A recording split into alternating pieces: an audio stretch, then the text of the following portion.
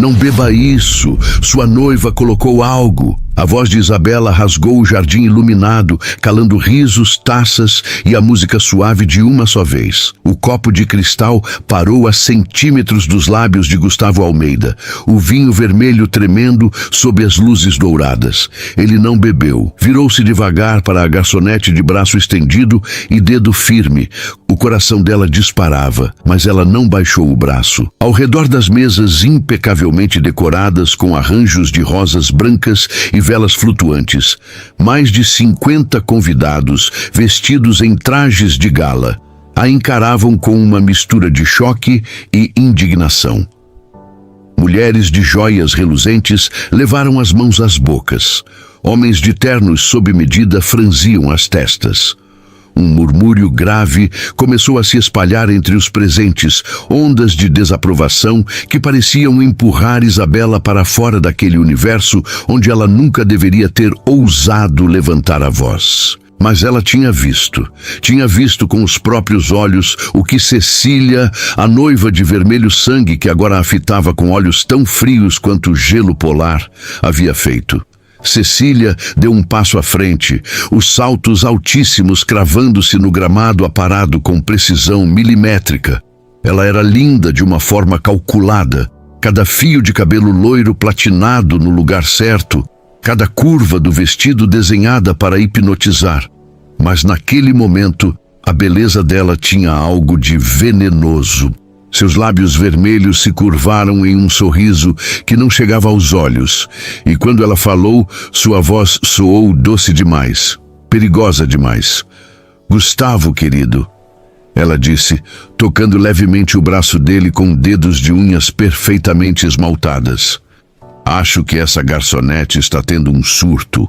Talvez seja melhor chamar a segurança antes que ela cause mais constrangimento."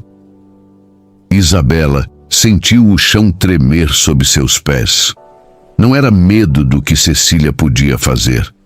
Era raiva. Raiva de ver aquela mulher manipulando a situação com tanta facilidade, transformando a verdade em loucura, a coragem em descontrole. Gustavo continuava imóvel, o copo ainda suspenso, os olhos alternando entre Isabela e Cecília como se tentasse decifrar um enigma impossível. Ele era conhecido em toda a cidade por sua inteligência afiada, por ter construído um império do zero, por nunca tomar decisões precipitadas. Mas ali, naquele instante, ele parecia perdido. "Senhor Almeida", Isabela disse, e sua voz saiu mais firme do que ela imaginava ser possível. "Eu vi sua noiva colocar algo nesse copo enquanto o senhor conversava com o prefeito." Ela tirou um frasquinho da bolsa de mão e despejou o conteúdo no vinho. "Eu estava organizando a mesa ao lado e vi tudo." O murmúrio cresceu. Algumas pessoas se levantaram de suas cadeiras. Um homem de cabelos grisalhos, que Isabela reconheceu como o sócio principal de Gustavo, deu um passo em direção ao grupo, os olhos arregalados. Cecília soltou uma risada, aguda e performática, que ecoou pelo jardim como o grito de uma ave de rapina. "Isso é absurdo!" ela exclamou, virando-se para os convidados com as mãos abertas em um gesto teatral de inocência ultrajada. "Vocês estão ouvindo isso? Essa mulher está me acusando de envenenar meu próprio noivo no dia do nosso noivado. Gustavo, amor, você não vai permitir que ela fale assim comigo, vai?" Gustavo finalmente baixou o copo. Ele o colocou sobre a mesa com um cuidado quase reverente, e o som do cristal tocando a toalha de linho foi alto demais naquele silêncio carregado. Quando ele olhou para Isabela, ela viu algo em seu rosto que não conseguiu interpretar. Dúvida, curiosidade, desconfiança. "Por que você faria uma acusação dessas?" ele perguntou, e sua voz era grave, controlada, mas havia uma tensão nela que não passava despercebida. "Você entende a gravidade do que está dizendo?" Isabela engoliu em seco. Ela sabia exatamente a gravidade, sabia que poderia ser demitida na hora, que poderia ser processada por difamação, que sua vida poderia desmoronar em questão de segundos. Mas ela também sabia o que tinha visto. E sabia que se ficasse calada, se deixasse aquele homem beber daquele copo, ela nunca mais conseguiria olhar para o próprio reflexo no espelho. Eu sei o que vi, ela respondeu, e dessa vez sua voz tremeu, mas não de medo. Era determinação crua, desesperada. Eu não mentiria sobre algo assim. Não aqui, não na frente de todo mundo. Eu não tenho nada a ganhar com isso, Sr. Almeida. Mas o senhor tem tudo a perder se beber desse copo. Cecília avançou então, e a máscara de doçura caiu. Seus olhos brilhavam de fúria mal contida, e quando ela falou, cuspiu as palavras como se fossem pedras. Você sabe quem eu sou. Sabe com quem está falando, sua empregadinha de merda? Meu pai é dono de metade dos estabelecimentos dessa cidade. Eu posso fazer com que você nunca mais consiga emprego nem para limpar banheiros. Como você ousa me difamar assim na frente de toda essa gente? Isabela não recuou. Ela plantou os pés no chão. Sentiu a grama úmida sob as solas de seus sapatos simples e baratos e olhou diretamente nos olhos de Cecília. Pode tentar, ela disse, e as duas palavras saíram como uma promessa. O jardim pareceu explodir em vozes. Convidados se levantaram, alguns em defesa de Cecília, outros exigindo explicações, outros ainda pedindo que alguém fizesse alguma coisa. Um segurança apareceu na lateral da mansão, chamado certamente por algum dos presentes, e começou a caminhar na direção de Isabela com passos pesados. Mas Gustavo ergueu a mão, um gesto seco e autoritário que fez o homem parar no ato. Ninguém encosta nela, ele disse, e sua voz tinha um fio de aço que silenciou todo mundo. Ele olhou para Cecília, depois para Isabela, e finalmente para o copo de vinho que repousava sobre a mesa como uma peça de evidência silenciosa. Ainda não. Cecília abriu a boca para protestar, mas Gustavo a cortou com um olhar gélido. Se essa acusação for falsa, ele disse devagar, pesando cada palavra, essa mulher vai pagar por isso de todas as formas possíveis, mas se for verdade... Ele deixou a frase no ar, e a quietude que se instalou foi ainda mais opressiva que antes. Isabela respirou fundo. Ela tinha dado o primeiro passo. Agora não havia mais volta. Mande analisar o vinho, ela disse, e sua voz não tremeu dessa vez.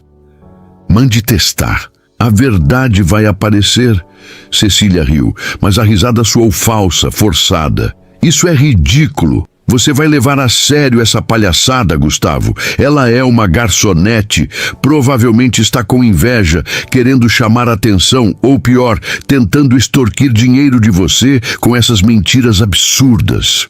Mas Gustavo não olhava mais para Cecília. Seus olhos estavam fixos em Isabela, como se ele tentasse ler cada pensamento, cada intenção, cada fragmento de verdade escondido em seu rosto. Então, lentamente, ele pegou o copo de volta. Isabela sentiu o sangue gelar nas veias. O que o senhor está fazendo? Ela sussurrou, os olhos arregalados. Gustavo ergueu o copo à altura dos olhos, observando o líquido rubro com uma atenção quase científica. Ele o girou levemente, fazendo o vinho dançar contra o cristal, e então, com um movimento que congelou todos os presentes, ele o ergueu em direção aos lábios. Isabela deu um passo à frente, o braço estendido novamente, o grito preso na garganta. Mas antes que ela pudesse fazer qualquer coisa, antes que qualquer som saísse de sua boca, Gustavo parou. O copo ficou a milímetros de sua boca, e ele fechou os olhos como se estivesse tomando uma decisão que mudaria tudo. E então, em vez de beber, ele virou o copo e despejou todo o conteúdo no gramado aos seus pés. O vinho tinto se espalhou pela grama como sangue, manchando o verde perfeito com uma nódoa escura e irregular. Ninguém disse nada. Ninguém se moveu. Era como se cada pessoa presente tivesse esquecido de respirar. Gustavo colocou o copo vazio sobre a mesa e olhou diretamente para Cecília. Chame um laboratório, ele disse, e sua voz era tão fria que Isabela sentiu um arrepio percorrer sua espinha. Agora, quero que testem o gramado onde esse vinho caiu. E quero que testem também a bolsa de mão da minha noiva. Cecília empalideceu. Por um segundo, apenas um segundo, a máscara caiu completamente, e o que Isabela viu em seu rosto foi puro pânico. Mas então a mulher se recompôs, rápida demais para ser natural, e cruzou os braços sobre o peito. Você está louco? Não vou permitir que vasculhem minhas coisas por causa das mentiras de uma empregada qualquer. Então você se recusa? Gustavo perguntou, e havia algo perigoso em sua calma. Eu me recuso a ser humilhada, Cecília gritou, e sua voz finalmente perdeu toda a compostura. Você está me humilhando na frente de todo mundo por causa dessa... Escolha suas próximas palavras com muito cuidado, Isabela disse, e sua voz saiu baixa, mas todos ouviram. Ela deu um passo à frente, encurtando a distância entre ela e Cecília, e olhou diretamente nos olhos da mulher, que ainda tentava sustentar sua máscara de inocência. Porque se você me xingar de novo, se você tentar me diminuir de novo, eu prometo que vou fazer questão de que todo mundo aqui saiba exatamente quem você é. Cecília abriu a boca, depois a fechou. Seus olhos percorreram o rosto de Isabela, procurando por medo, por insegurança, por qualquer sinal de fraqueza, mas não encontrou nada além de determinação inabalável.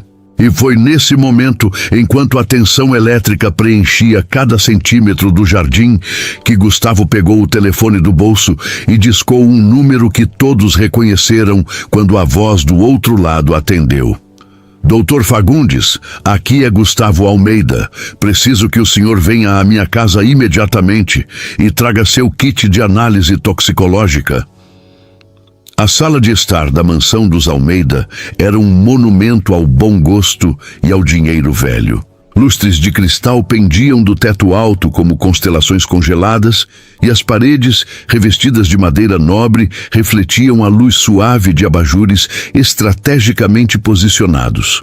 Mas naquele momento nada disso importava. A elegância do ambiente parecia insignificante diante da tensão que comprimia o ar, tornando cada respiração um esforço consciente.